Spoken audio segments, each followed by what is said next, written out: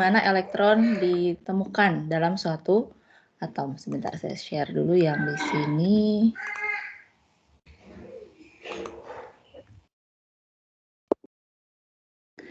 Sudah terlihat ya slide-nya ya? Ini video dari, saya coba ambil video dari YouTube. Kemarin ada yang bertanya, apakah semakin banyak elektron, kemungkinan kepastian untuk memastikan elektron tersebut di mana itu semakin pasti atau bagaimana gitu ya.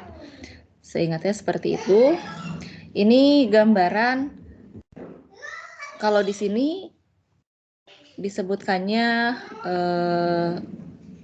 konfigurasi elektron untuk skandium ya. Skandium itu Z-nya 21. Tapi sebetulnya semua atom itu sebetulnya punya semua jenis orbital. Hanya saja masalahnya ada yang terisi elektron, ada yang tidak. Nah, gambaran bagaimana sih overlap atau tumpang tindih dari semua jenis orbital dalam suatu atom seperti ini ya. Coba lihat. Anggap ini sumbu kartesian X, Y, Z ya, merah, hijau, biru. Pertama, konfigurasi elektron kan kita mulai dari kulit pertama itu hanya ada orbital S. Orbital 1s di sini ukurannya ya kurang lebih diameternya seperti ini ya. Ukuran bolanya untuk 1s, S itu kan bentuknya bola, ukurannya untuk 1 ya berarti kecil. Kemudian di kulit kedua ini kan ada dua jenis orbital. Yang pertama orbital S bentuknya masih bola ya. Tapi yang membedakan dari 1s dengan 2s, ini kan 2 itu tingkat energinya lebih besar. Jarak dari inti itu ada di tengah. Ke elektron terluar itu juga semakin besar. Ke tingkat energi yang kedua semakin besar. Jadi sini jari-jari bolanya, volume ruangnya jauh lebih besar. Yang membedakan antara 1s dengan 2s itu hanya ukuran ya. Jadi kemungkinan kita menemukan elektron kalau di 1s ya di sini, di bola yang pertama. Kalau di 2s ya kemungkinannya hanya ada di sini. Di luar itu tidak mungkin kita menemukan elektron. Lalu yang kedua, di kulit kedua kan ada orbital P ya. Orbital P bentuknya punya dua cuping seperti ini. Lalu ada 3 jenis orbital P, menggambarkannya sesuai dengan namanya. Kalau PX berarti ini pada sumbu X. Berarti di sini anggap yang merah itu adalah sumbu X. Kemudian ini yang hijau itu sumbu Y. Ya, overlap semuanya di sini. Intinya itu sama di tengah-tengah sumbu kartesian. Lalu PZ. Kalau P semua ketiga orbital bentuknya sama. Yang membedakan adalah orientasinya. Satu di sumbu X, satu di sumbu Y, satu di sumbu Z. Tingkat energinya sama ya, baik PX, PY, PZ. Jadi elektron itu kita tidak tahu sebetulnya dia memilih di tempat yang mana dulu. Makanya kalau menggambarkan diagram orbital sebetulnya boleh di mana saja. Kecuali nanti kalau misalnya elektronnya lebih dari satu, ada aturan lain ya, yang paralel lebih banyak itu yang lebih disukai. Tapi kalau misalnya elektronnya hanya satu, dia mau menempati PX dulu, PY dulu, PZ dulu, itu sebetulnya tidak masalah ya, kita hanya penamaan kita saja. Biasanya karena keteraturan kita mulai dari X, lalu dari Y, lalu Z. Tapi sebetulnya ini karena tingkat energinya sama, elektron itu bebas mau di mana dulu dia menempati. Itu di kulit kedua. Di kulit ketiga mulai muncul D ya. Tapi di kulit ketiga juga ada orbital S, ada orbital P, ada orbital D. Yang membedakan 1s, 2s, 3s hanya ukuran ya. Sekarang ini bayangkan, 3s ukurannya jauh lebih besar. Jadi 2 elektron di 3s ya kemungkinannya kita akan menemukan di volume yang lebih besar. Tadi di 2p ya hanya di cuping-cuping tersebut. Di luar cuping tersebut, di luar node tersebut itu tidak mungkin kita menemukan elektron. Itu 3s. Nah, 3p juga sama bentuknya. Yang membedakan hanya volumenya, ukurannya. Ini PX, lalu PY di yang berwarna hijau, kemudian PZ. tiga tingkat energinya sama ya besarannya. Satu lagi, orbital D. Orbital D itu ada, oke. Ini kalau kita, ini kalau pengisian kan ya, setelah 3P, 4S dulu, baru nanti 3D-nya. 4S ini ukurannya lebih besar lagi, nah sekarang baru 3D. D itu punya 5 orbital. Ini, coba saya mundur sebentar.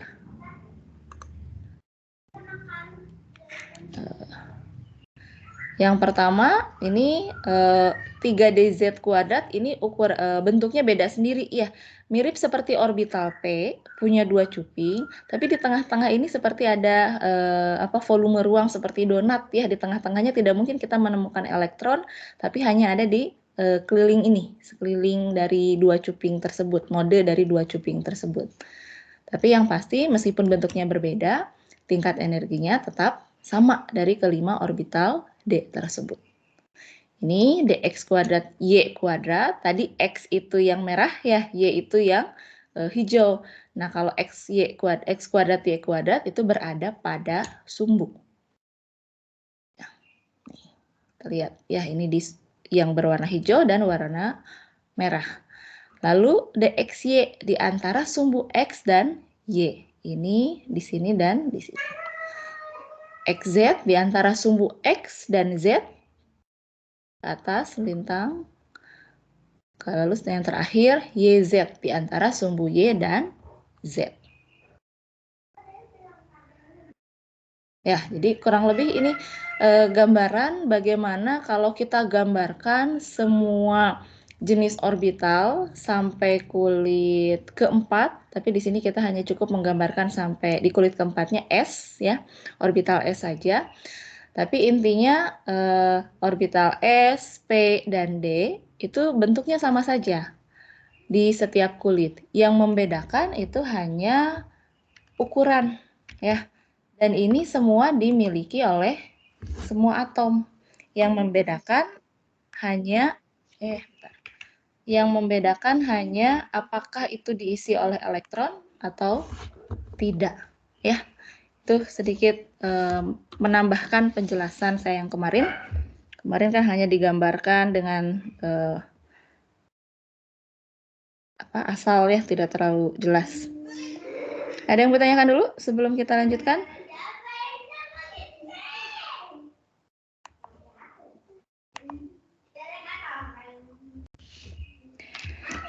Oke, kalau tidak ada, kita lanjutkan ke kita ulas sedikit ya kemarin jari-jari. Rasanya belum tuntas. Kita melihat trennya hanya sekedar dari kiri ke kanan, jari-jari makin kecil, dari atas ke bawah, jari-jari makin besar. Jari-jari dari kiri ke kanan makin kecil, alasannya kenapa? Dia masih ingat?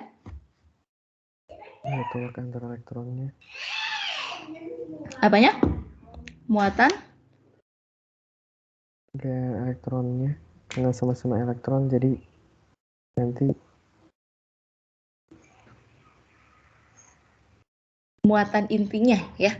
Kemarin kita bahas ada yang namanya muatan inti efektif yang dirasakan oleh elektron valensi. Dari kiri ke kanan, jumlah proton kan makin bertambah. Tapi elektron dalamnya sama. Jadi jumlah elektron muatan inti dikurangi dengan elektron dalam yang sama, perkiraan muatan inti efektifnya itu nilainya akan semakin besar. Artinya tarikan inti yang dirasakan oleh elektron terluar dari kiri ke kanan itu semakin besar. Kalau semakin besar, semakin ditarik oleh inti, maka jari-jari akan semakin kecil. Kalau dari atas ke bawah, karena kulitnya ya periodenya bertambah, elektron terluarnya menempati kulit yang lebih besar, tingkat energi yang lebih besar, maka jari-jari akan bertambah dari atas ke bawah, semakin besar ya. Nah, sekarang bagaimana kalau jari-jari ion? Kemarin juga sudah dibahas sekilas. Intinya di sini kalau suatu atom berubah menjadi anion, artinya ada tambahan elektron di kulit terluar. ada tambahan elektron di kulit terluar, ini kan elektron bermuatan negatif, nanti tolakan di kulit yang sama, di kulit yang terluar itu akan semakin besar. Kalau semakin besar berarti kan dia akan berusaha untuk berada pada jarak yang saling berjauhan.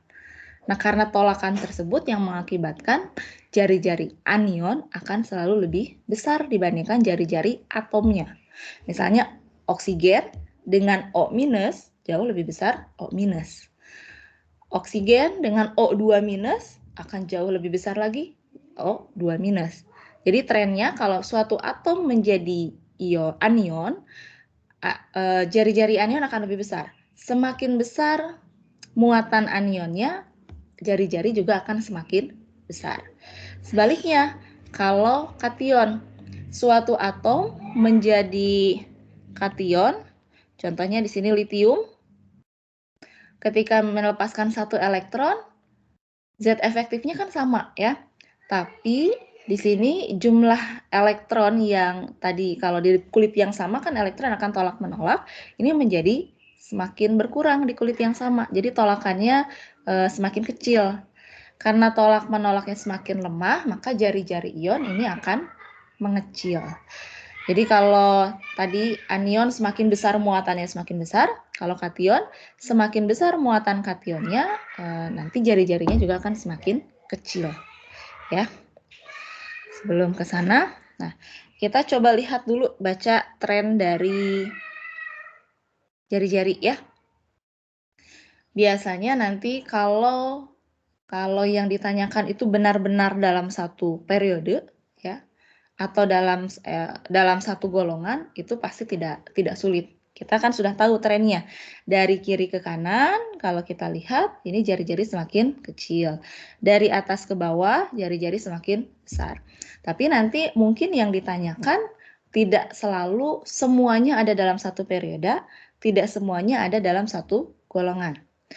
Bisa saja yang ditanyakan itu adalah atom-atom atau ion yang isoelektronik. Apa maksudnya dari isoelektronik? Ini berasal dari kata iso dan elektronik. Biasanya kalau ada kata iso itu artinya apa?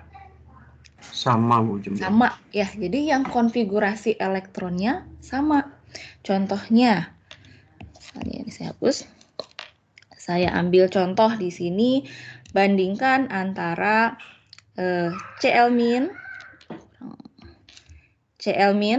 jadi kurang jelas. Nah, ini ya.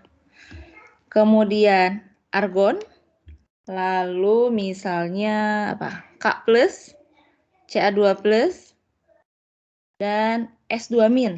Ya, itu kan isoelektronik. S2-, S itu 16, kalau ditambah 2 elektron jadi 18. Konfigurasinya ini semuanya sama dengan gas mulia.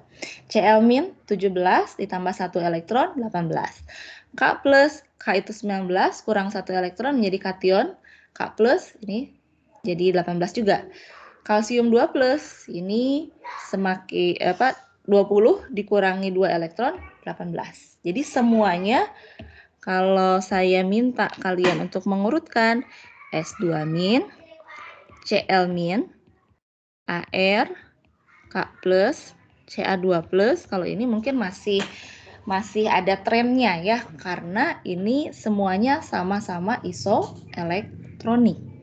Kalau isoelektronik, kira-kira yang bisa kita bandingkan apa di sini? Apa yang membedakan? Ini kalau kita lihat periodenya berbeda kan ya, hanya satu tingkat perbedaannya. Tapi di sini Z efektif juga berbeda ya. Kalau kita hitung urutan Z efektifnya mulai dari yang paling besar, yang mana? Karena konfigurasi elektronnya sama, pasti elektron dalamnya sama ya.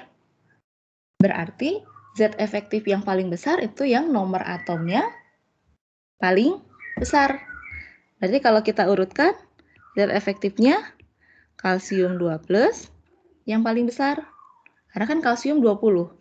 Setelah itu, kalium, K+, lalu argon, kemudian Cl, Cl-, dan S2-. Ini satu contoh kasus lain ya. Kalau yang sederhana, kalian diminta untuk membandingkan semuanya dalam satu periode. Itu pasti dari kiri ke kanan makin kecil. Kemudian dalam satu golongan, jelas dari atas ke bawah makin besar. Nah, sekarang ini bisa saja tidak dalam satu periode, tapi di dua periode yang saling berdekatan dan masih ada kesamaan. Kesamaannya apa di sini? Kelima spesies ini bersifat isoelektronik. Artinya konfigurasi elektronnya semua sama. Di sini 5-5-nya memiliki konfigurasi yang sama seperti argon.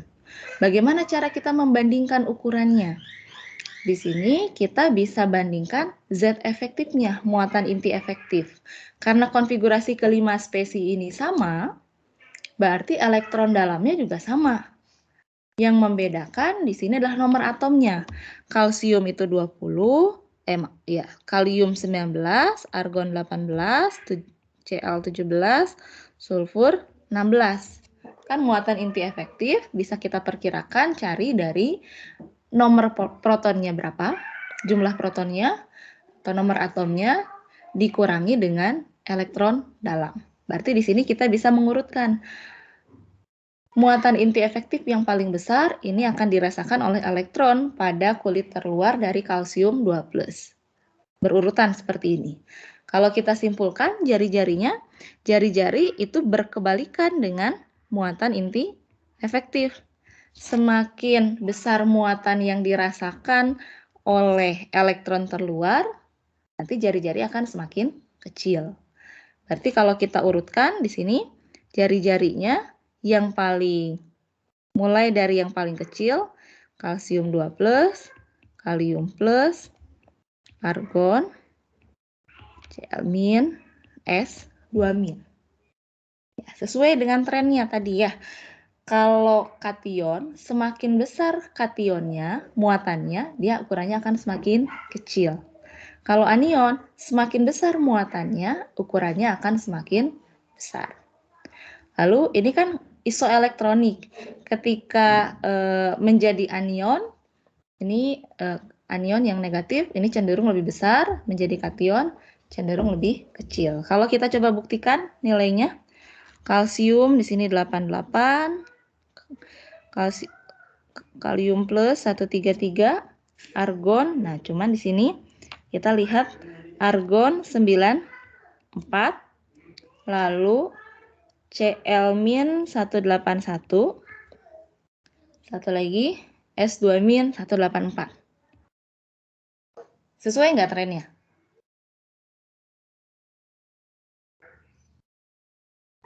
Urutannya sesuai nggak? Angka dengan lebih besar dan lebih kecilnya. Sesuai kecuali argon, Bu. Kecuali ini ya, kecuali kita lihat trennya nanti ya. Argon dengan K+. Kenapa argon lebih kecil dibandingkan K+? Jadi di sini ada beberapa pengecualian kalau kita bandingkan spesies yang berbeda, satu atom, satu ion. Nah, kita coba cek ya. Kita coba cek untuk contoh yang lainnya. Dari sini kita bisa simpulkan kalau misalnya yang dibandingkan itu adalah isoelektronik, tapi berbeda periode satu tingkat. Kalau kita lihat trennya, ternyata pengaruh periode itu jauh lebih kuat. Pengaruh penambahan kulit N ini lebih besar dibandingkan Z efektif. Contoh lain kita bandingkan misalnya kripton dengan tapi yang hanya berbeda satu elektron. Kripton dengan rubidium. Kita lihat rubidium plus 148, kripton 109. Ini masih lebih besar dibandingkan kripton. Lalu cesium plus dengan xenon ya. Cesium plus dengan xenon, cesium 169, xenon 1 30, masih lebih besar. Kita lihat yang atasnya, natrium plus ini dengan neon. Masih lebih besar ya, 95 lebih besar dari neon. Nah, ini beberapa hal yang bisa kita simpulkan selain dari tren kiri ke kanan, atas ke bawah. Kalau kiri ke kanan jelas dalam satu periode semakin kecil, atas ke bawah semakin besar. Tapi nanti kalau misalnya kita bandingkan antara yang isoelektronik berbeda satu elektron jumlah protonnya, dan itu pasti berada pada periode yang berbeda, maka pengaruh penambahan kulit atau tingkat energi atau N-nya itu lebih besar pada ukuran jari-jari dibandingkan dengan Z efektifnya. Hanya untuk yang berbeda satu elektron ya, nomor satu proton. Bisa dipahami yang ini? Harusnya kan trennya kita gambarkan seperti ini kalau dari Z efektif. Tapi ternyata kan datanya tidak sesuai dengan prediksi kita. Mana yang tidak sesuainya? Yang ini, K plus dan argon. K plus dan argon ini isoelektronik, tapi posisinya dia hanya berbeda satu proton. Argon 18, kalium 19. Konsekuensinya ini berbeda satu proton dan kebetulan di sini periodenya berbeda ya, atas dan bawah berdekatan. Jadi di sini kan ada pengaruh periode yang berbeda, N-nya bertambah. Tapi kalau dilihat dari Z efektifnya, lebih besar yang argon. Nah, kalau ada dua faktor ini, mana yang paling berpengaruh terhadap jari-jari? Nah, di sini kita simpulkan berdasarkan data. Jadi nanti kalau misalnya ada contoh soal lain yang mirip seperti ini, di sini kalian sudah tahu kasusnya. Kalau misalnya yang isoelektroniknya kasusnya seperti ini, ada dua faktor yang berpengaruh, maka biasanya kalau kita sesuaikan dengan data, oh ternyata yang paling berpengaruh terhadap penambahan jari-jari itu lebih besar yang tingkat energi dibandingkan dengan muatan inti efektif. Ya. Nih sudah mulai ada sedikit beberapa pengecualian. Kalau nanti, silakan. Ada yang mau tanyakan? Yang tadi Bu. Tapi Bu, kenapa yang untuk Yang dua mana? pos beda-beda ya Bu? Seperti Untuk 2 plus. Iya. Karena ini jumlah elektronnya, sebentar kita coba lihat ya. Kalau ini tadi masih lebih kecil ya, 88 dengan 94. 113 dengan 109, kemudian 135 dengan harusnya sama ya trennya. 160 dengan 70. Bentar. 111 dengan 40, 220. Nah ini juga sempat saya perhatikan ya. Yang membedakan hanya, nanti saya coba konfirmasi. Hanya kalsium ya kalau diperhatikan di sini. Bentar, kurang jelas.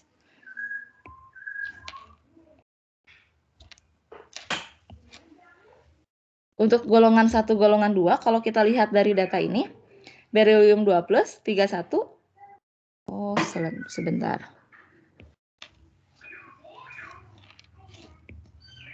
Nah, ini yang tidak disukai biasanya dari bab ini karena ada banyak pengecualian. Tapi coba kita lihat amati ya sama-sama. Beryllium 2 plus lebih kecil dibandingkan dengan helium. Tapi di sini Mg2 plus 65. Oh, 65 lebih kecil dari 70. 88 lebih kecil dari kripton. Tapi kalau sudah sampai di bawahnya kalsium, di sini strontium 113. Sesuai trennya ya ini. 113 lebih kecil dibanding, oh enggak. Saya salah lihat. Kita coba tandai 40, 70, 94, 109, 130, 140. 31 lebih kecil dibanding 40. Oke. Mg2 plus 65 lebih kecil dari 70. Kalsium 88 lebih kecil dibanding 94. Strontium 113. Nah, kripton 109. Ya, strontium lebih besar. Kalau barium 135, 130. Barium lebih besar. Kemudian Udah ya. 200 di sini nggak ada. Kalau kita lihat di sini ada batasan sampai mulai dari ini ya, periode ke 1, 2, 3, 4, 5. Sampai 4 ya. Sampai 4 kita bisa menjelaskan menggunakan prinsip Z efektif untuk yang golongan 2. Tapi di sini ada dua kation dari golongan 2 pengecualiannya. Ini saya juga nggak tahu nih kenapa. Tapi kalau saya coba bandingkan dengan, nah saya sempat nyari di sini, ada sedikit data yang berbeda. Ini terkait, nanti ada soal di slide-nya. Kita bisa lihat, saya belum memastikan ini, tapi di sini kalian bisa lihat perbedaannya. Kalsium 2+, di sini 88 ya. Di textbook yang lain, ini dulu jadi panduan, jadi buku textbook untuk kelas B. Di sini 106. Saya belum memastikan ini datanya kenapa berbeda seperti ini. Kita coba lihat, sayangnya ini nggak bersatu dengan jari-jari atomnya. Kita coba bandingkan yang golongan 2, samakan dengan atom gas mulianya. Berilium di sini 34, agak berbeda. Helium 31, masih lebih, sudah berbeda ya. Nah, saya coba copy lah yang ini ya, supaya nggak bolak-balik.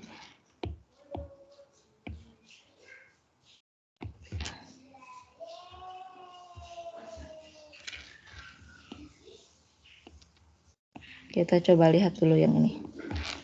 Bandingkan data yang di Brady dengan yang di Raymond Chang di sini. Kalau lithium, maaf tadi dari natrium saja ya. 98 ini dibandingkan dengan apa? Neon ya. Betul ya, sesuai dengan tadi di soal tadi, di contoh yang saya berikan. Periode lebih besar pengaruhnya dibandingkan dengan Z efektif. Natrium plus ada di golongan 1, kemudian neon ada di golongan 8. Z efektifnya harusnya lebih besar yang golongan 8. Tapi di sini natrium itu ada di periode 1 lebih besar dibandingkan dengan neon.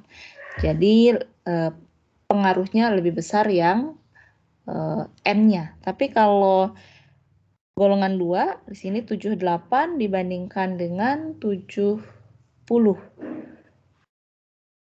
Sudah berbeda ya? Kalau tadi di buku yang Brady, Mg2 plus berapa? Maaf, sini. Mg2 plusnya 65. Nah, ini lebih kecil ya, ada perbedaan data ya. Betul nggak? Kalau di sini Mg2 plus 65, neonnya 70. Mg2 plus kalau untuk golongan 2, ini di buku ini lebih kecil dibandingkan dengan neon. Dengan gas mulia 1 periode di atasnya. Tapi kalau di buku yang lain, Mg2 plus di sini 78, neonnya 70, lebih besar. Nanti ini saya harus pastikan dulu ya, mana untuk yang golongan 2 sebetulnya. Kalau golongan 1 ini sama, saya lihat trennya sama. Tapi untuk yang golongan 2, ini saya juga masih agak ragu. Karena ini namanya juga tren. Kalau tren itu hanya kecenderungan, jadi tidak pasti.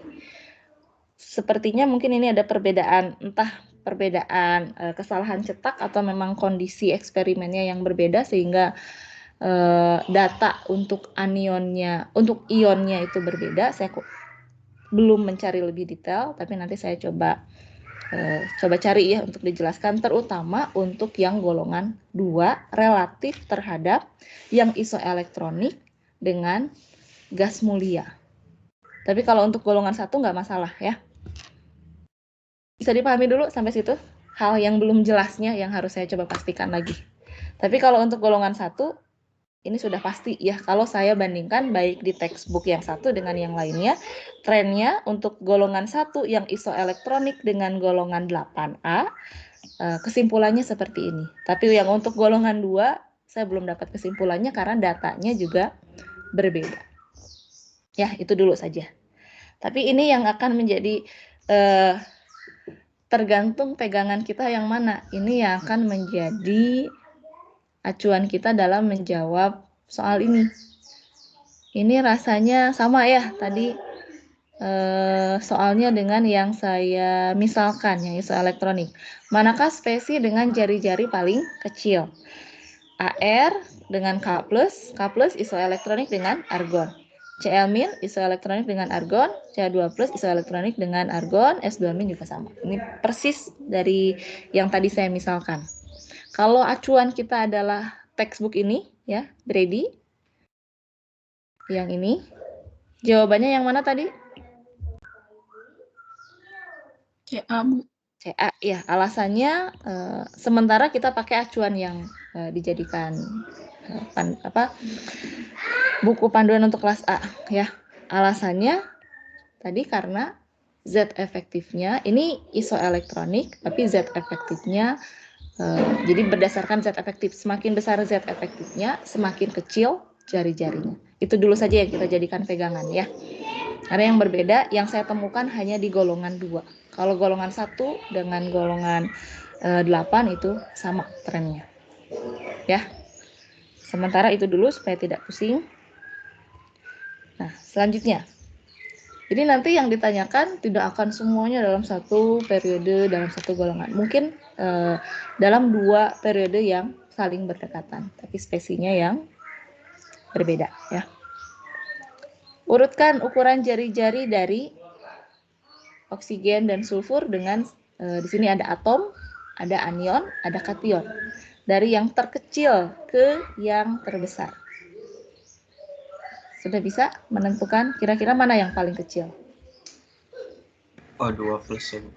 O2+. Setelah O2+, jadi yang paling mudah kita cari dulu spesi yang sama ya. Yang samanya adalah oksigen. Tadi trennya oksigen, di sini atom. Ketika berubah jadi kation, itu pasti akan lebih kecil. Ketika berubah menjadi anion, akan lebih besar. Jadi yang pasti pertama urutannya atom oksigen akan lebih kecil dibandingkan dengan anion O2+, akan lebih besar dibandingkan O2+. Ini yang pertama. Nah, sekarang untuk membandingkan satu lagi S2-, kita bandingkan dengan yang sama ya, satu golongan dengan anionnya juga. O2- itu ada di atas, S2- ada di bawah. Ini satu golongan. Jadi sudah bisa dipastikan S2- posisinya di sebelah mana? Kanan atau kiri? Kanan. Kanan ya. S2- yang paling besar. Karena dia ada di kulit yang lebih tinggi dibandingkan atau di bagian bawah dari oksigen. Ya, jadi jawabannya yang C ya. Nah, jadi ada cari dulu kesamaannya. Kalau misalnya diberikan beberapa spesi, kita cari dulu yang satu golongan kah, cari dulu yang satu periodenya kah, atau tren lainnya. Ya, itu cara mengerjakan kalau kita diminta untuk menganalisis, mengurutkan. Oke, ini masih bisa ya. Tuh, jari-jari. Sebentar.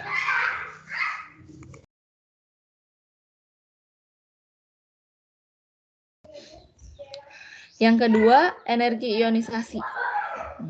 Kita lihat dulu definisinya. Energi ionisasi adalah energi yang diperlukan untuk melepaskan elektron dari atom dalam fasa gas.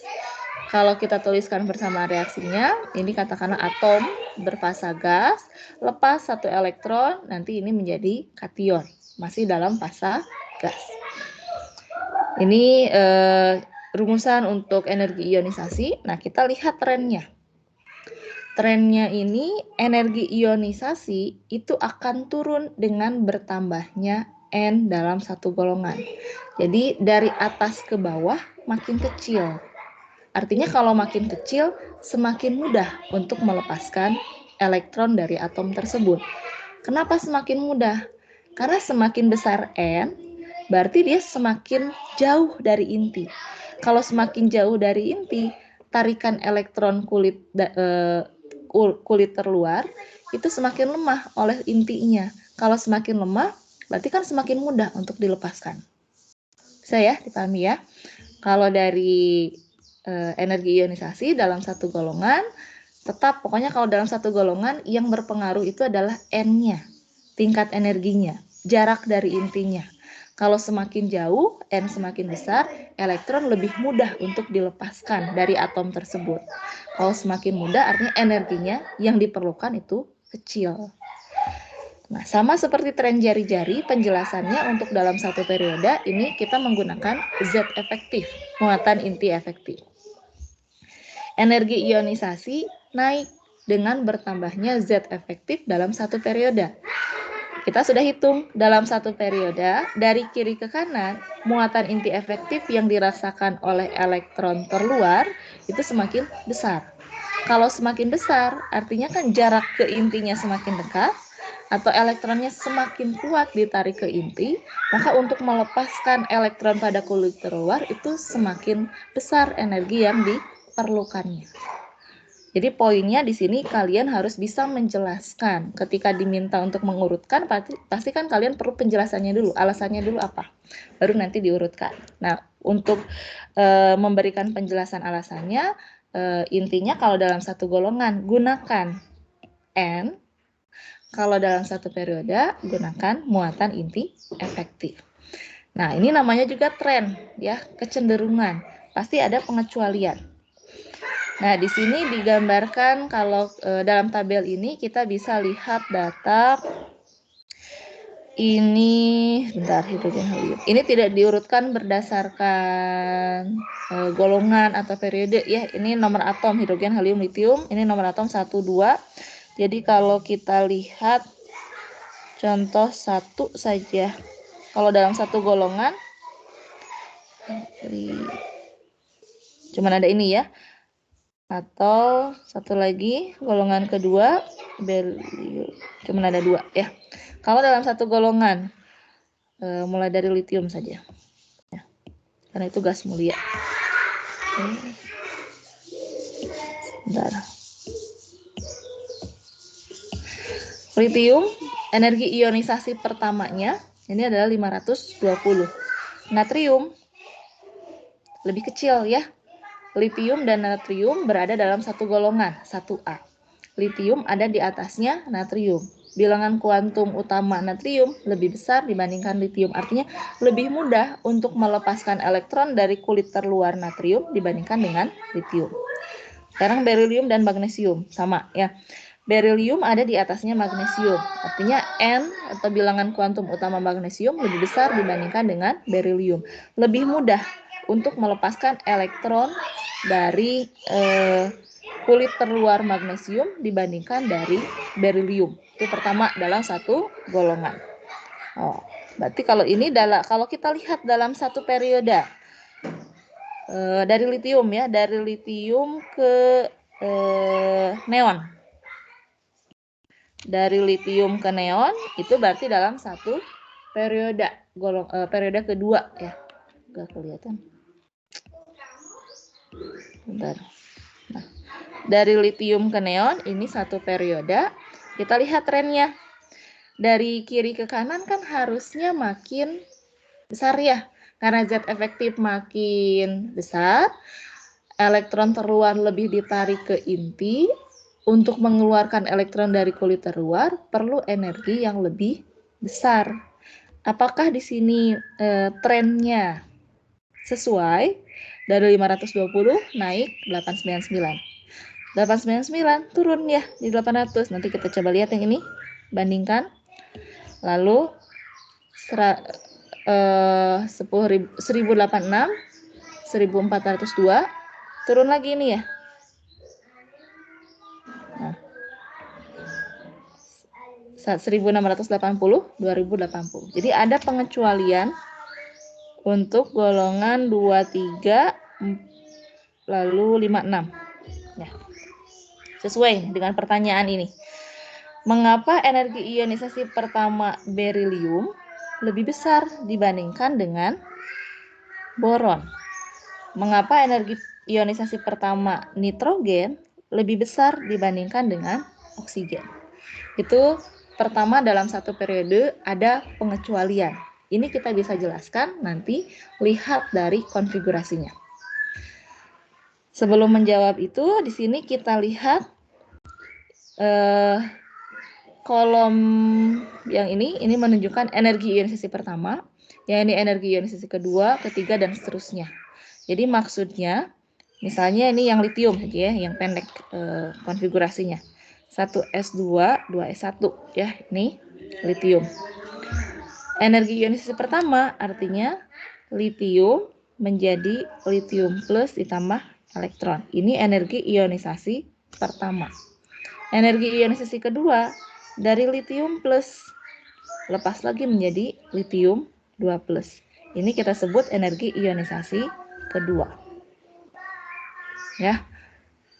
Kemudian di sini kita lihat trennya. Energi ionisasi pertama selalu lebih kecil dibanding energi ionisasi kedua. Energi ionisasi kedua lebih kecil dibandingkan energi ionisasi ketiga. Atau sebaliknya, energi ionisasi kedua selalu lebih besar dibandingkan energi ionisasi pertama, energi ionisasi ketiga lebih besar dibandingkan energi ionisasi kedua dan ke-1. Kenapa? Karena di sini elektron yang akan kita lepaskan pada tahap selanjutnya ini berada pada kulit yang lebih dalam.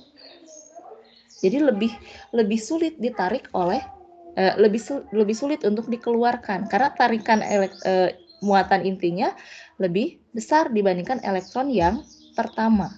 Di sini rasanya semuanya sama ya trennya. Energi ionisasi pertama dengan kedua lebih besar yang kedua. 2000, 5000, 500, ini langsung 7000, 800, 1700, 800, 2000. Ini semuanya rasanya sama ya trennya. Kita lihat misalnya satu saja dari kiri ke kanan. Energi ionisasi pertama 1680, kedua naik jadi 3000-an, ketiga naik jadi 6000-an, 8000-an, 11000, semua trennya sama. Untuk yang ini tidak ada pengecualian. Energi ionisasi tahap selanjutnya selalu memerlukan energi yang lebih besar dibandingkan tahap pertama.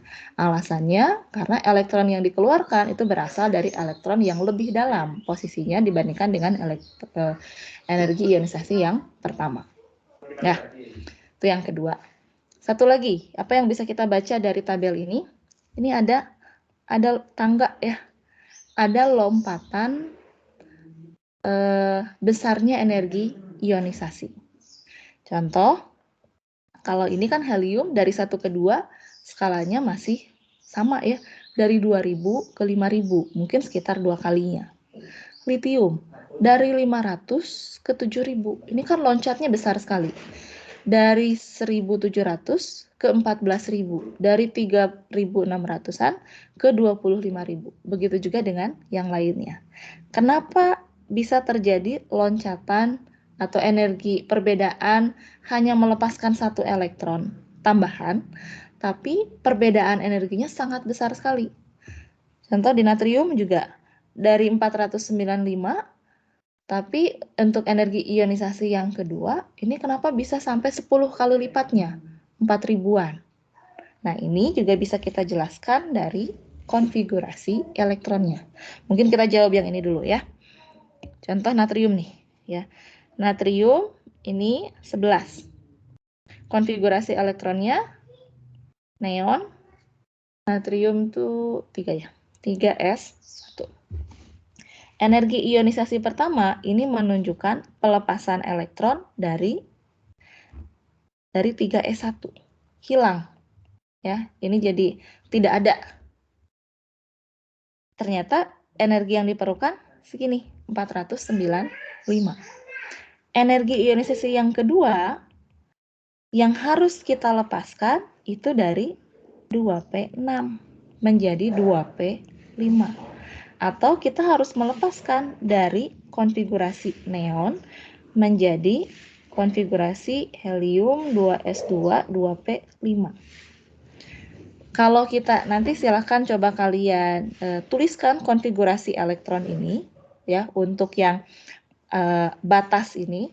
semuanya itu menunjukkan elektron dikeluarkan dari yang konfigurasinya sudah sama dengan konfigurasi gas mulia. Kan gas mulia itu sudah stabil ya, konfigurasi reaksi-reaksi itu. Kenapa nanti setelah ini kita akan membahas ikatan, kenapa atom membentuk ion nanti bergabung menjadi suatu senyawa. Tujuannya adalah supaya konfigurasinya sama dengan konfigurasi gas mulia, stabil. Jadi karena ini sudah stabil konfigurasi di sini, untuk melepaskan satu elektron lagi itu perlu energi yang sangat besar, maka terjadi loncatan besarnya energi yang diperlukan untuk melepaskan satu elektron tambahan.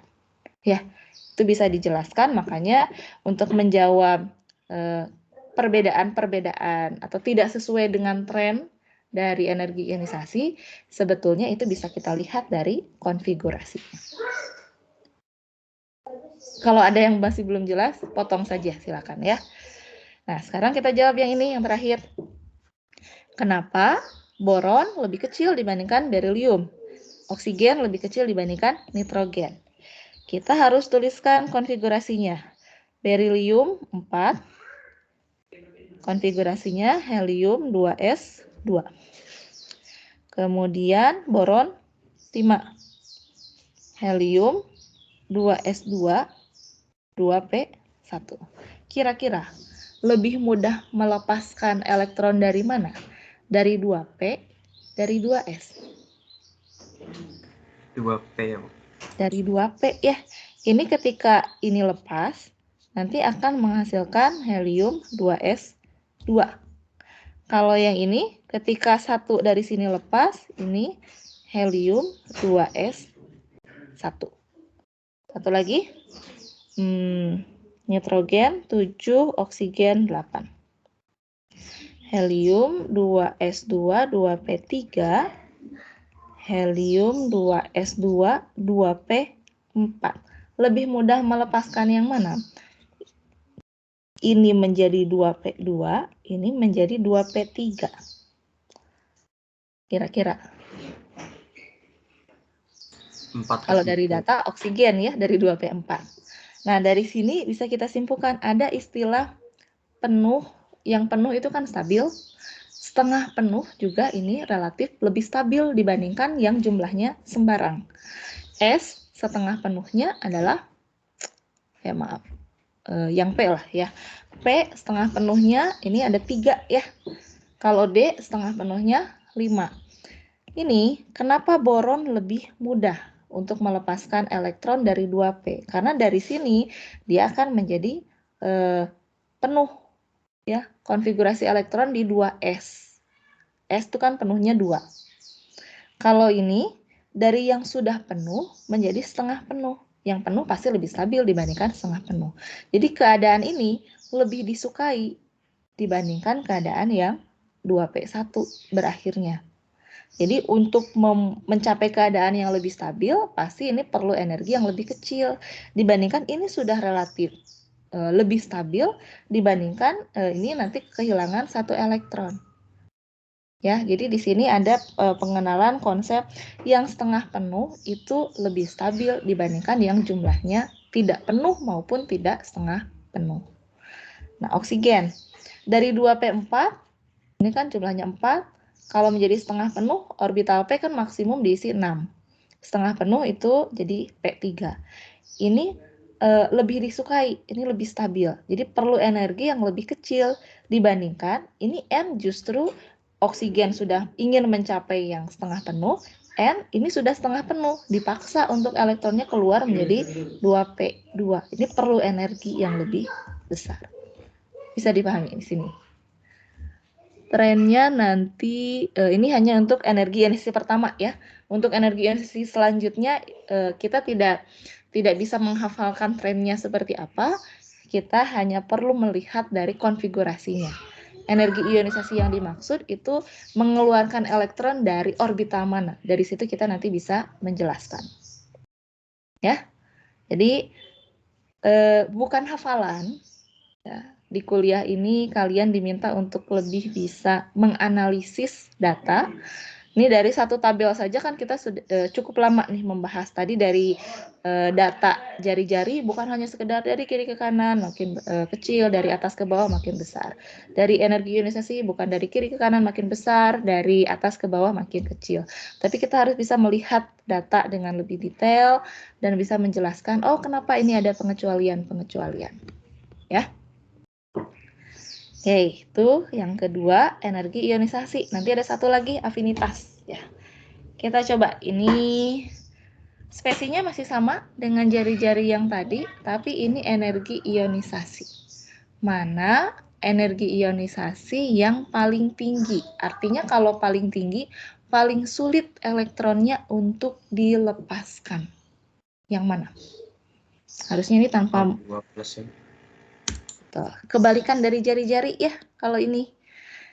Kalau jadi ada beberapa yang sebetulnya bisa langsung kita prediksi tanpa menuliskan konfigurasinya, ada yang memang harus kita tuliskan detail konfigurasinya. Tadi jari-jarinya kalau kita tulis ulang, O2+ lebih kecil dibandingkan O, dibandingkan O2- dibandingkan S2-. Nah, untuk melepaskan elektron dari O2+ itu kan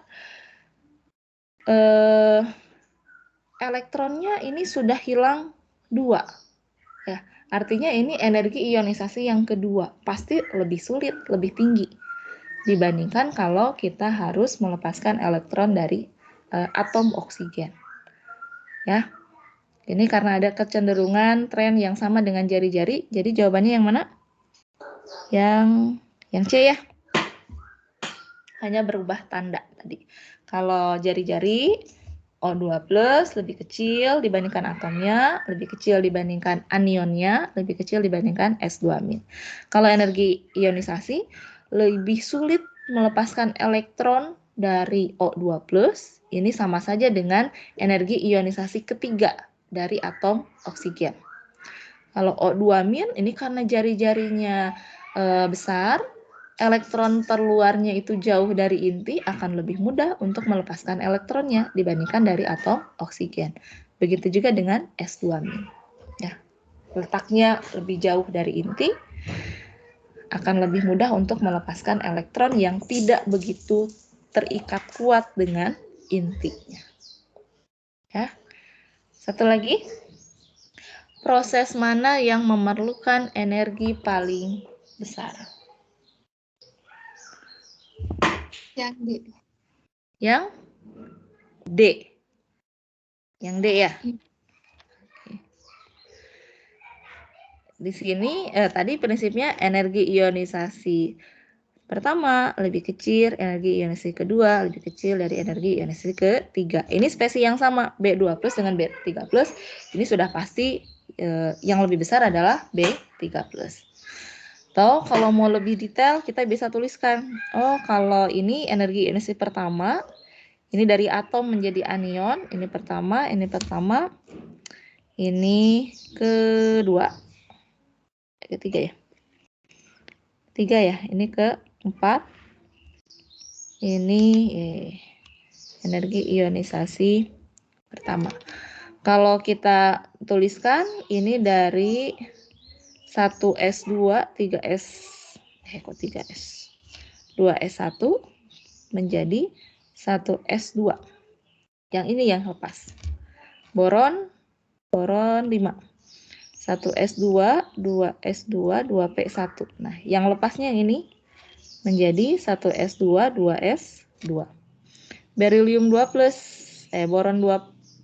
Oh, maaf. Ini just dari 3 ini sudah langsung tanpa perlu kita gambarkan konfigurasi elektronnya di antara B, C, D sudah pasti ya dengan bermodalkan ini. B, C, D itu yang paling besar energinya yang boron 3+. Kalau berilium ini satu berilium kan 2s2, tapi ini sudah plus, berarti sudah kehilangan elektronnya dari sini. Jadi 1s2. Jadi dari B, C, D sudah pasti yang D. Kalau kita bandingkan yang satu lagi, litium, ini pasti sangat mudah. karena ini sama konfigurasinya dengan helium. Untuk menuju ke keadaan yang stabil, ini pasti perlu energi yang lebih kecil. Ya, jadi litium menjadi litium plus, berilium plus, menjadi berilium 2+, ini konfigurasinya sama dengan konfigurasi gas mulia. Bisa ya? Jadi tahu nanti untuk mempersingkat waktu, mana yang harus kita gambarkan, tuliskan konfigurasinya, mana yang cukup bisa kita lihat. Ya. Oke, yang terakhir, afinitas. Afinitas kalau tidak salah trennya sama ya waktu SMA dengan energi ionisasi. Tapi di sini kita juga akan lihat beberapa pengecualiannya. Definisinya dulu. Afinitas elektron adalah perubahan energi. Kalau perubahan energi itu nilainya bisa positif, bisa negatif. Ya, jadi reaksinya bisa eksoterm, bisa endoterm. Yang berhubungan dengan penambahan satu elektron pada atom dalam fasa gas atau ion pada keadaan dasar. Jadi kalau energi ionisasi tadi kebalikan dari ini, elektronnya dilepaskan. Kalau afinitas, elektron ditambahkan. Bagaimana kecenderungannya? Apakah lebih disukai? Kalau lebih disukai, nanti energi yang terlibat di dalam afinitas elektron ini akan eksoterm. Tapi kalau sulit, perlu energi, endoterm. Ya. Afinitas elektron pertama umumnya terjadi secara eksoterm, jadi relatif lebih mudah. Semakin negatif, artinya kalau semakin eksoterm, semakin negatif angkanya, semakin besar kecenderungan untuk menambah elektron. Jadi proses penangkapan elektron itu sangat disukai kalau nilainya semakin negatif atau prosesnya sangat eksoterm. Atom O dan F ini sangat besar tendensinya untuk menambah elektron karena kan oksigen golongan 6 ini cenderung membentuk anion ya.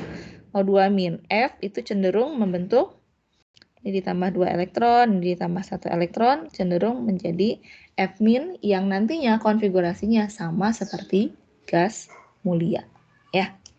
Nah, kalau kita coba lihat di sini, ini juga antara satu textbook dengan textbook yang lain ada perbedaan. Jadi kalau kalian misalnya rajin baca textbook, coba membandingkan, ada yang definisinya itu kalau di Raymond Chang ya, itu adalah nilai negatif dari energi yang terlibat pada penambahan elektron dalam fasa gas.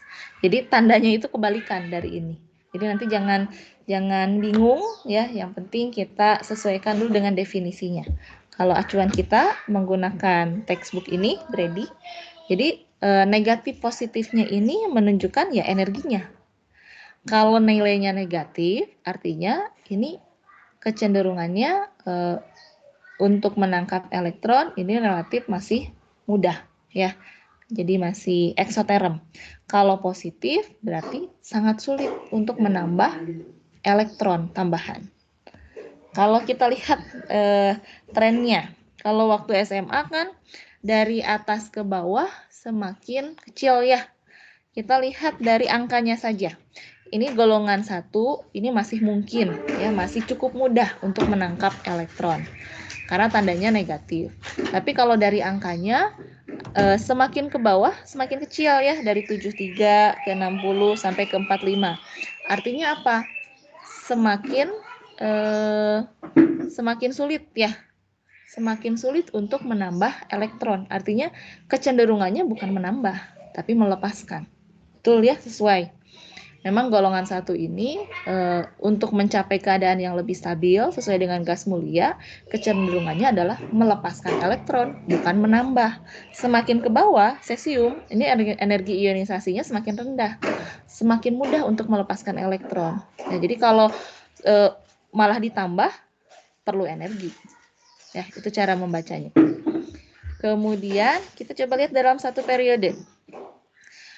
Dalam satu periode dari kiri ke kanan nilainya itu kan semakin afinitas elektronnya semakin besar. Artinya semakin mudah untuk menerima elektron. Kalau kita lihat kan dari sebelah kiri logam itu cenderung menjadi kation, harusnya cenderung melepaskan. Sebelah kanan non logam cenderung menerima. Betul ya, logikanya dari kiri ke kanan semakin besar afinitas elektronnya. Artinya kalau kita tuangkan dalam bentuk data, harusnya semakin eksoterm, semakin negatif. Kalau kita lihat di sini, yang paling eksoterm ini F ya, minus 328. Betul. Kalau kita hanya melihat dari tren. Tapi di sini ada beberapa pengecualian.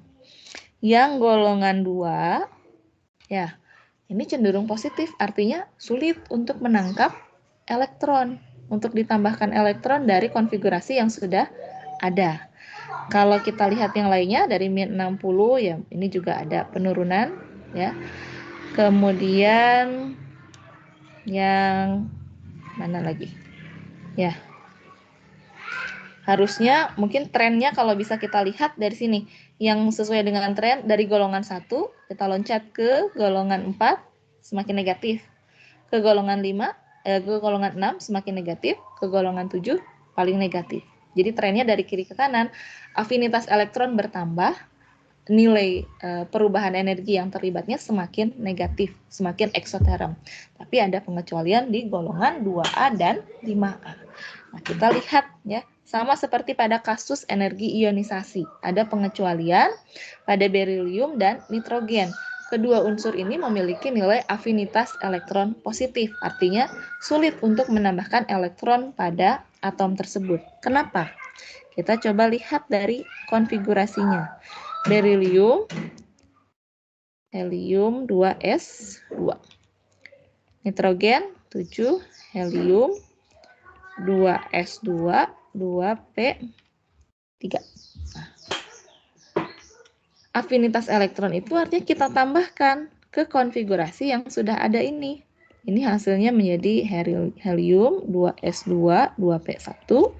Ini menjadi helium 2s2, 2p4. Ini kebalikan dari tadi. Kalau energi ionisasi, ini semakin lebih kecil dibandingkan golongan, yang golongan sebelumnya. Kalau ini afinitas elektron justru lebih kecil atau energinya menjadi positif. Kenapa?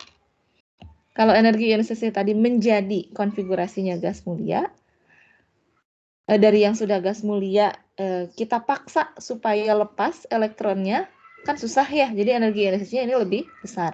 Tapi kalau afinitas elektronnya ini sudah penuh 2s2, kita paksa untuk ditambahkan elektronnya. Ini kondisi yang tidak disukai, lebih stabil yang 2s2 sudah penuh. Makanya ini afinitas elektronnya kecil, atau nilai energi untuk penambahan satu elektron ini endoterm positif. Begitu juga dengan nitrogen, ini sudah setengah penuh. Kita tambahkan satu elektron menjadi 2p4. Ini kondisinya lebih stabil yang setengah penuh. Ini perlu energi untuk bisa menambahkan elektron. Ya, jadi tren periodik unsur itu sebetulnya yang kita pelajari ada 3 jari-jari, tapi jari-jarinya ini cukup kompleks ya. Tadi ada atom, ada ion, kation, anion. Kita harus bisa membandingkan mana yang lebih besar, mana yang lebih kecil.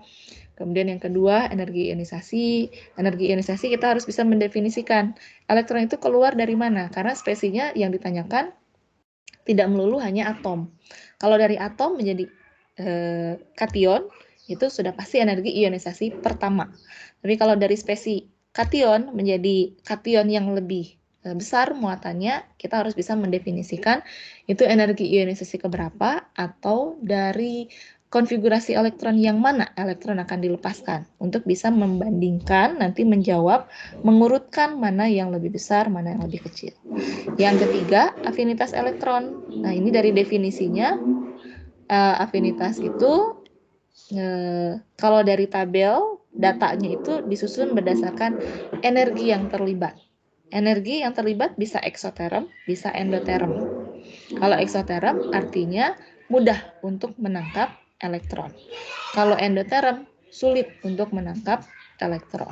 Nah, kita sudah lihat trennya ya, masih sama dengan tren waktu yang dipelajari waktu SMA, hanya saja di sini harus bisa menjelaskan kenapa trennya seperti itu, lalu kalau ada pengecualian, kenapa bisa seperti itu, ya. Nah, tadi juga sudah disebutkan penambahan elektron pertama ini umumnya eksoterm, tapi penambahan elektron berikutnya ini umumnya endoterm. Kenapa endoterm? Karena kita tambahkan elektron jadi penambahan elektron pertama ini menyebabkan spesinya itu berubah menjadi anion. Lalu di afinitas elektron yang kedua, kita tambahkan lagi elektron yang bermuatan negatif ke dalam suatu spesi yang sudah berubah menjadi anion. Negatif ketemu negatif saling tolak menolak. Jadi biasanya ini perlu energi. Tapi secara keseluruhan di sini bervariasi.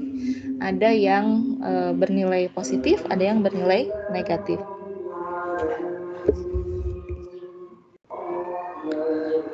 Ya, apa yang menyebabkan afinitas elektron kedua dari oksigen bernilai positif? Tadi ya penjelasannya, karena elektron yang bermuatan negatif ditambahkan ke dalam suatu spesi yang sudah bermuatan negatif. Ada tolak menolak, jadi perlu energi. Coba yang ini.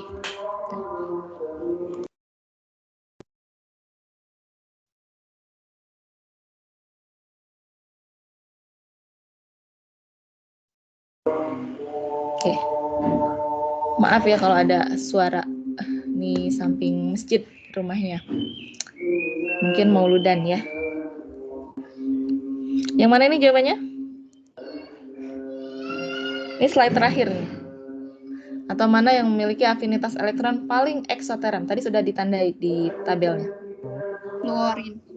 Fluorin ya. Yang paling eksoterm artinya paling mudah atau paling mudah menambah paling mudah menangkap elektron ya.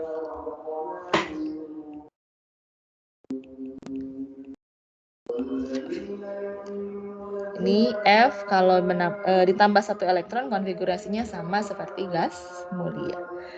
Oke, jadi itu ya. Kita sudah membereskan satu bab setelah ujian 1. Ini silahkan nanti pelajari kembali supaya tidak ditumpuk ya di akhir, karena ini relatif cukup banyak, terutama dari teorinya ya, dari konsepnya, bisa menjelaskan, menganalisis kalau diminta mengurutkan ya. Ada yang mau tanyakan dulu sebelum kita coba soal latihannya? Bu, saya masih kurang Yang mana? bagian napas golongan 1A afinitas elektronnya negatif gitu, Bu. Yang mana? Yang afinitas elektron negatif yang mana? Yang golongan 1A. Golongan 1A. Ya. Ini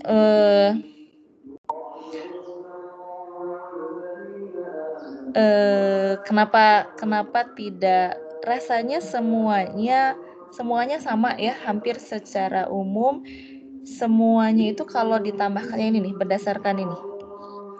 Penambahan elektron pertama umumnya eksoterm. Jadi masih bisa untuk ditambahkan elektron pada semua atom. Secara umum masih mudah. Kecuali di sini yang positif itu sebetulnya hanya golongan 2 dan 1 di golongan 5. Kenapa seperti itu? Karena untuk golongan 2 ini konfigurasi elektronnya sudah penuh dan setengah penuh. Untuk golongan 2 sudah penuh. Kalau untuk nitrogen ini sudah setengah penuh.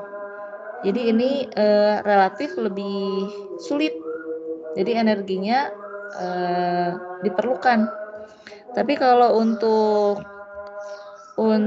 golongan 1 ini katakanlah dari 1S1, 2S2, maaf.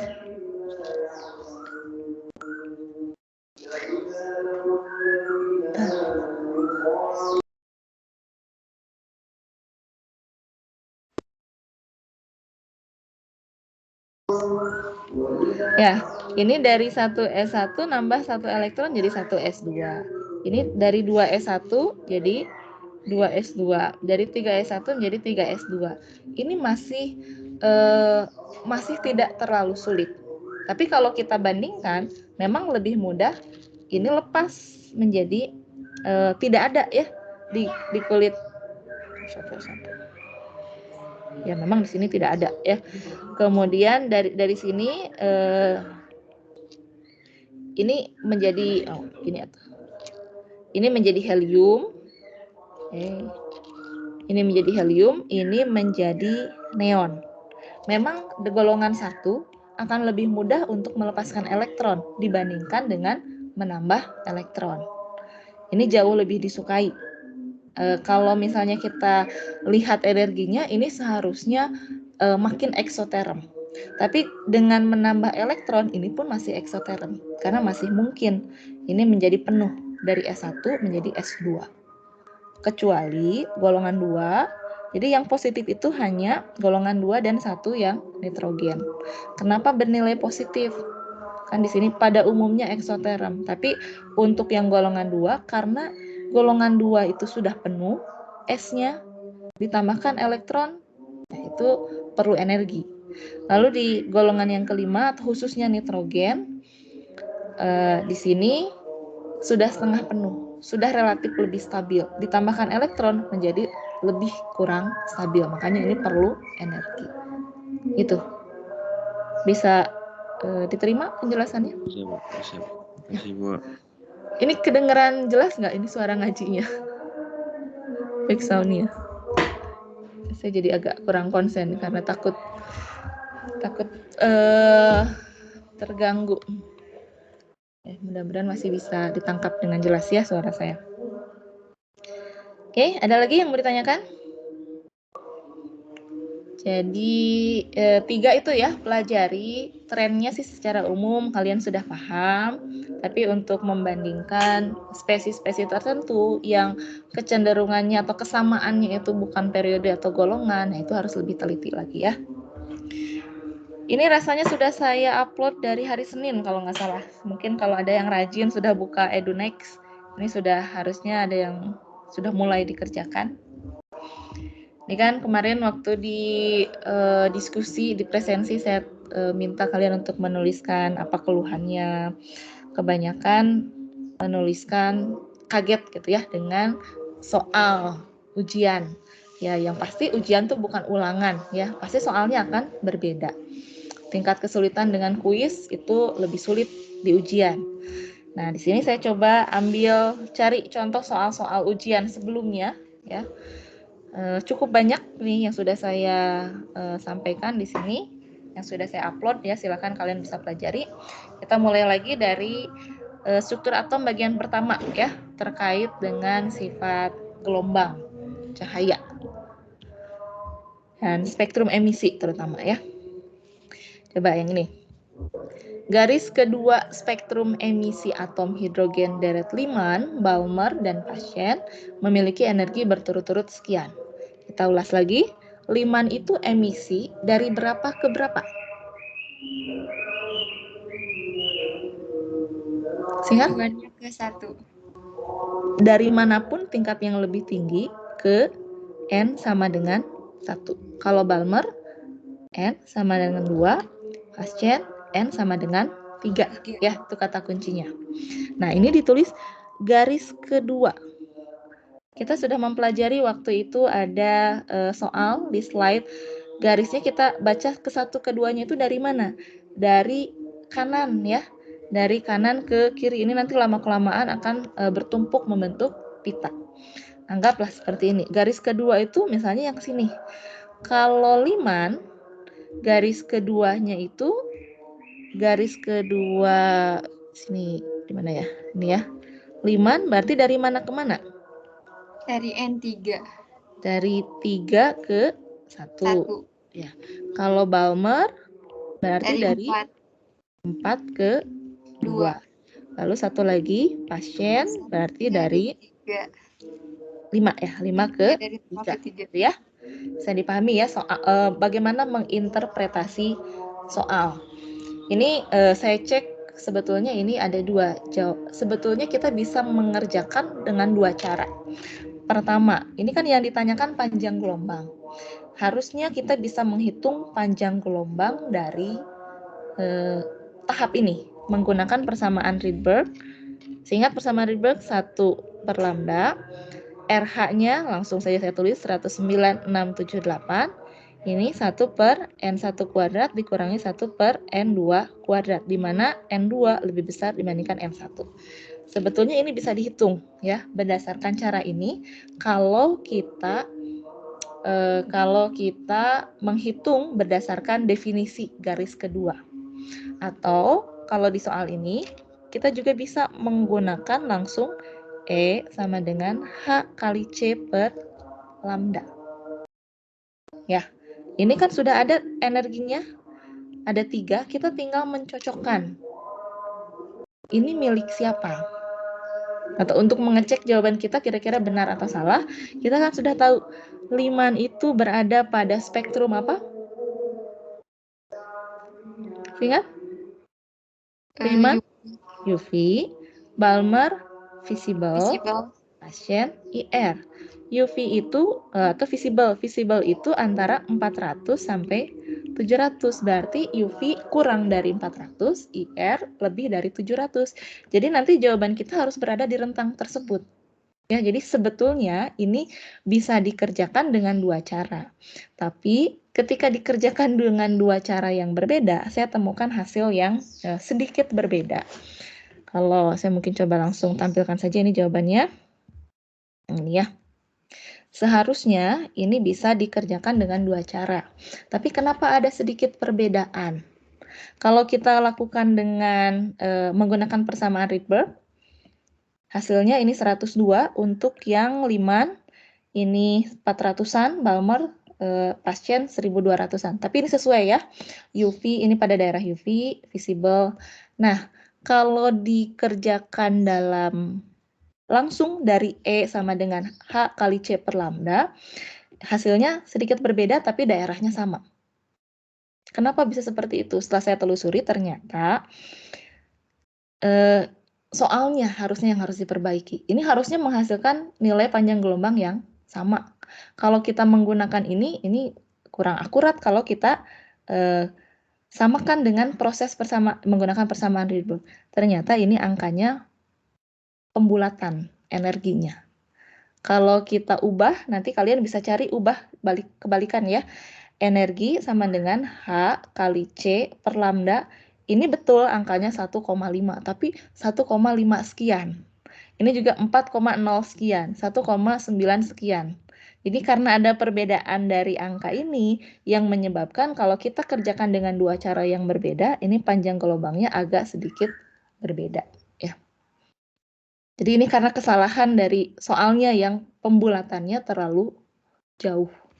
Tapi intinya nanti kalau kalian menemukan soal seperti ini, singkatnya sih ini langsung saja pakai panjang gelombang sama dengan H kali C dibagi energi ya.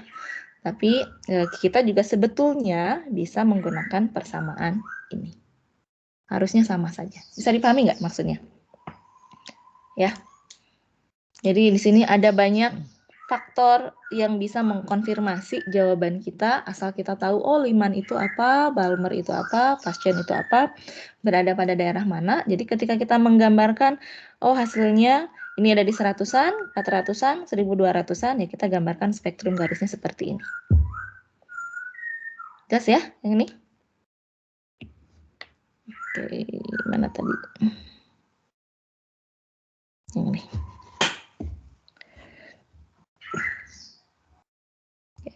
Ada yang bertanyakan dulu? Yang pertama. Yang kedua, hitung energi yang dilepaskan oleh transisi elektron dari kulit N4 kembali ke keadaan dasarnya untuk ion C5+.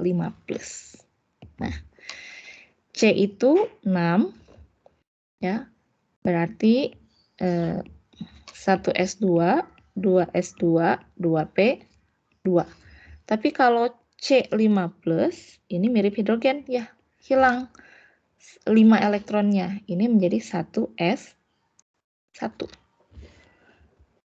Kalau menghitung transisi elektron atau spektrum emisi, kita bisa menggunakan persamaan Rydberg hanya untuk yang berelektron tunggal atau mirip hidrogen. Kalau ada selain hidrogen, jangan lupa ada Z-nya ya, nomor atom di persamaannya. Hitung energi yang dilepaskan oleh transisi elektron dari kulit N sama dengan 1, N sama dengan 4, kembali ke keadaan dasarnya. Keadaan dasarnya itu C5+ di mana? C5+ itu 1s1. Jadi N-nya itu menuju N sama dengan 1. Jadi kita tinggal, nah ini juga di slide kan ada 2 persamaan ya, boleh kita pakai. Cara yang pertama, cari dulu 1/lambda sama dengan 109.678 cm min 1. Jangan lupa Z kuadrat. Z-nya itu ini 6. Langsung saya masukkan ya. 6 kuadrat kali N2 selalu lebih besar dibandingkan N1. N1-nya 1, N2-nya 4 kuadrat. Ya, karena dari kulit keempat ke keadaan dasar. Keadaan dasarnya di 1. Setelah dapat lambda, ubah nanti lambdanya itu ke meter. Nanti kita masukkan E sama dengan H kali C per lambda. Karena C di sini kan 3 kali 10⁻8 meter per second. Jadi panjang gelombangnya harus dalam meter. Ini untuk 1 foton. Yang diminta, ya, ini dari sini kita dapat joule per foton. Ubah ke kilojoule per mol. Caranya jangan lupa kali 10⁻³ ya untuk mengubah menjadi kilojoule, lalu kali bilangan Avogadro untuk 1 mol. Itu cara pertama. Cara yang kedua, kita boleh langsung pakai persamaan.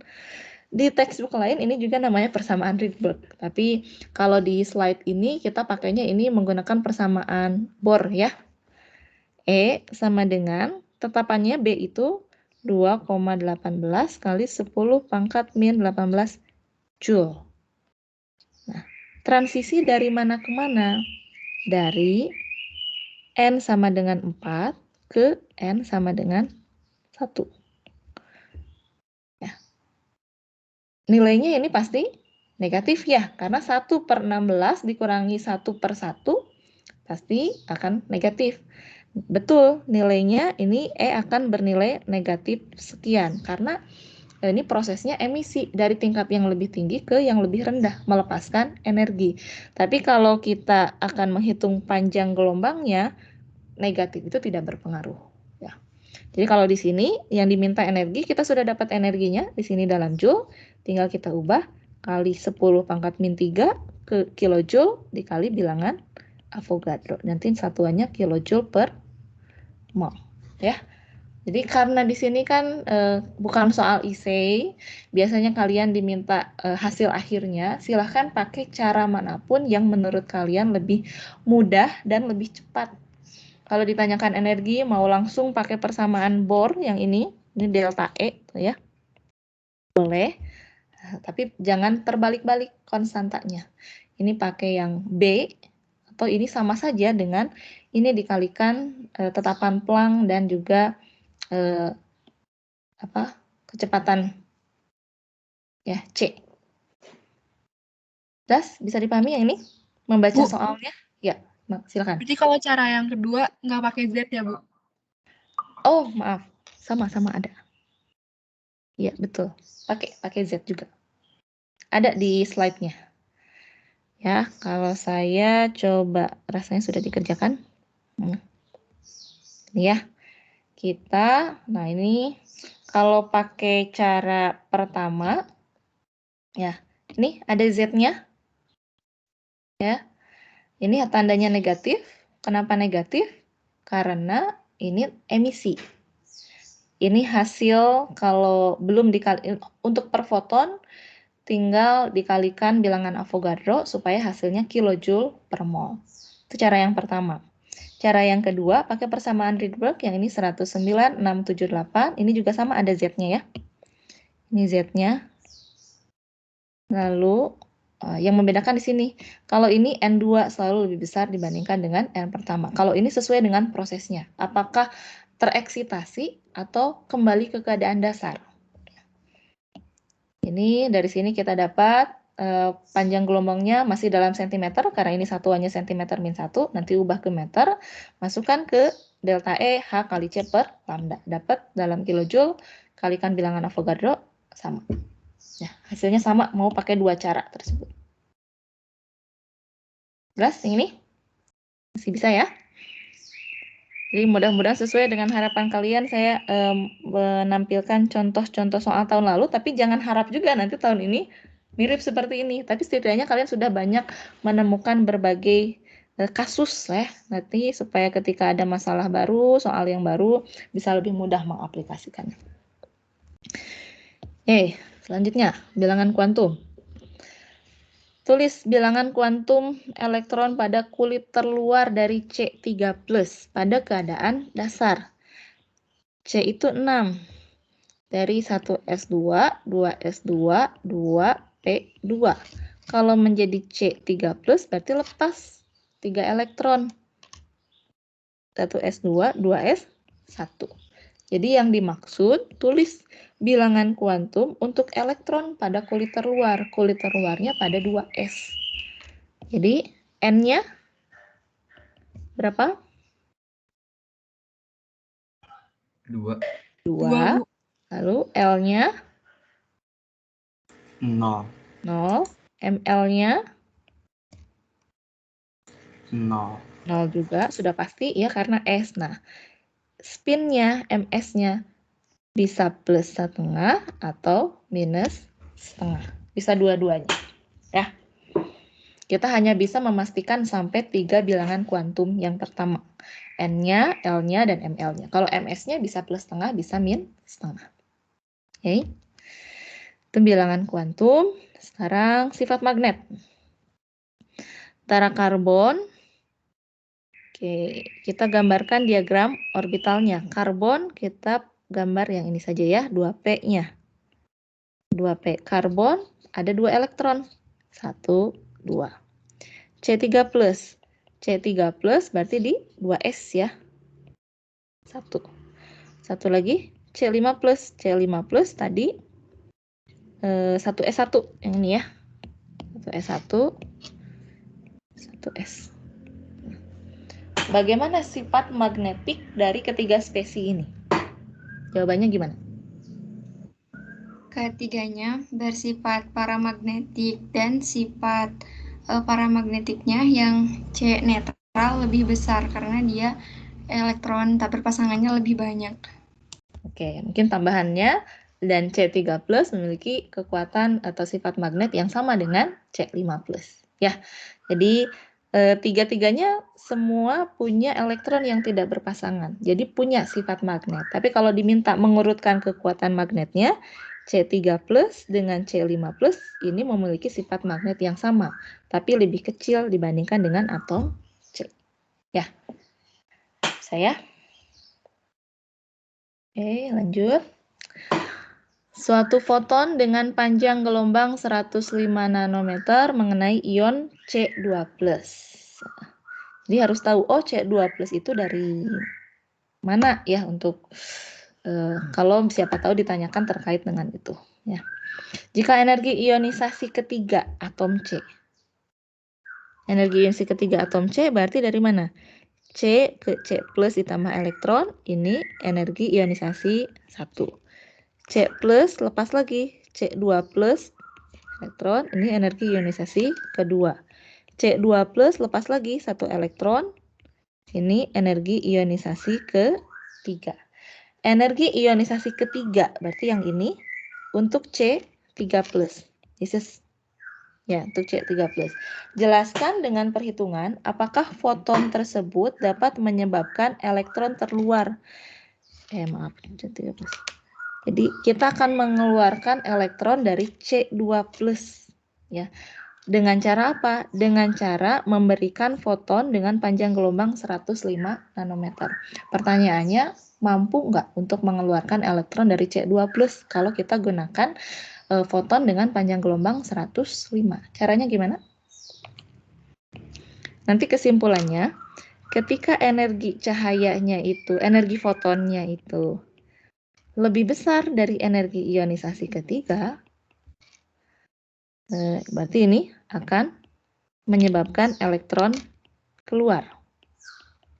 Ya, kalau energi fotonnya itu lebih kecil dibandingkan energi ionisasi ketiga, berarti elektron tidak keluar atau tidak lepas.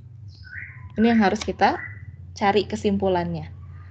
Energi ionisasinya ada ini, jadi kita bandingkan energi foton tersebut terhadap 2426 kilojoule. Ya. Jadi, nah di sini tinggal konversinya. Panjang gelombang dengan energi E sama dengan H kali C per lambda. Ini ubah ke meter, karena C-nya 3 kali 10 pangkat 8. Ini kita bisa tulis 6,626 kali 10 pangkat min 34 kali 3 kali 10 pangkat 8. Lambdanya nanometer ke meter kali 10 pangkat min 9 ya. Oke. Nanti dapat E-nya, ini satuannya joule per foton.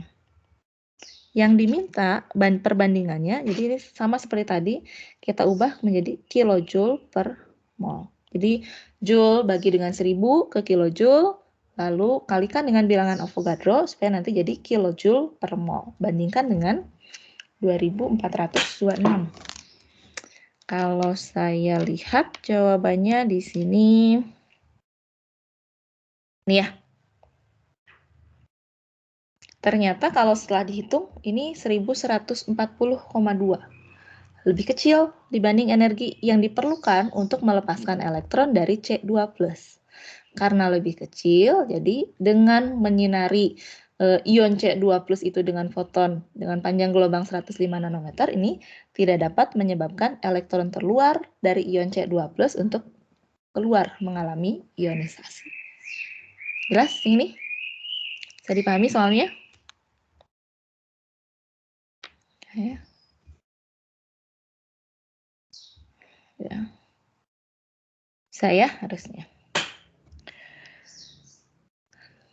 Nah, ini mungkin terlihat membingungkan, tapi ini sebetulnya soal bonus kalau kita paham. Mudah sekali ini ya. Ini di slide pernah saya sampaikan ini seperti sidik jari ya untuk menentukan campuran itu mengandung unsur apa saja. Spektrum emisi suatu unsur adalah khas sehingga dapat digunakan untuk analisis jenis unsur. Tentukan unsur yang ada di dalam campuran. Di sini ada 2 jenis unsur, 3, litium, kadmium, strontium. Campurannya itu mengandung apakah ketiga-tiganya atau salah satu dari ketiga unsur tersebut. Cara bacanya gimana? Ini hanya tinggal menyamakan pola saja. Misal nih, strontium, ada nggak di sini di campuran? Ini ya, jelas kelihatan. Ini untuk strontium, sinyalnya di sini. Semuanya di sini ada.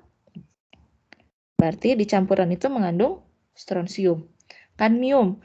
Kadmium tidak ada ya. Harusnya ada garis di sekitar sini. Sini juga nggak ada, di sini nggak ada. Kemudian satu lagi, litium.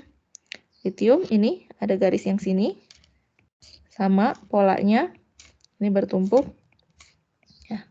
Jadi kesimpulannya di campuran tersebut ini mengandung litium dan strontium. Hanya tinggal menyamakan pola setiap unsur dengan pola campurannya. Bisa ya membaca spektrum emisi campuran dari bandingkan dengan spektrum garis unsur. Hanya tinggal menyamakan polanya. Ada tidak pola yang sama? Ketika ada pola yang sama, maka berarti campuran tersebut mengandung unsur tersebut. Ada yang mau ditanyakan dulu? Ini salah satu soal ujian untuk satu bab. Saya lupa ini di tahun berapa, ini sudah cukup lama. Ya. Jadi katakanlah nanti misalnya biasanya kalau ujian IC seperti ini minimalnya selalu ada 6 soal. Ya. Jadi rata-rata per soalnya ini kurang lebih belasan poin. Di bilangan kuantum, di struktur atom ini cukup banyak materinya. Jadi bisa jadi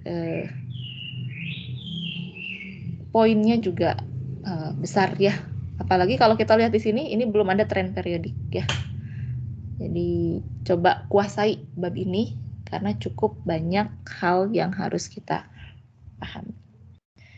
Sudah 841, ada yang mau ditanyakan lagi? Ini sisanya mungkin silahkan kalian pelajari dulu. Nanti kita lihat, harusnya kalau dari jadwal ternyata minggu ini tuh tidak semuanya struktur atom ya, tapi kita juga sudah masuk ke ikatan. Paling nanti saya bagi dua saja lah.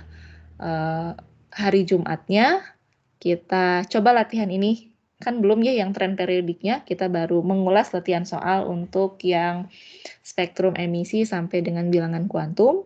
Jadi nanti 1 jam pertama hari Jumat kita bahas lagi soal ini terkait tren periodiknya. Kemudian, nah ya, 1 jam berikutnya kita masuk ke bab baru ya, supaya masih sesuai dengan jadwalnya. Sebelum kita akhiri, ada yang mau ditanyakan dulu?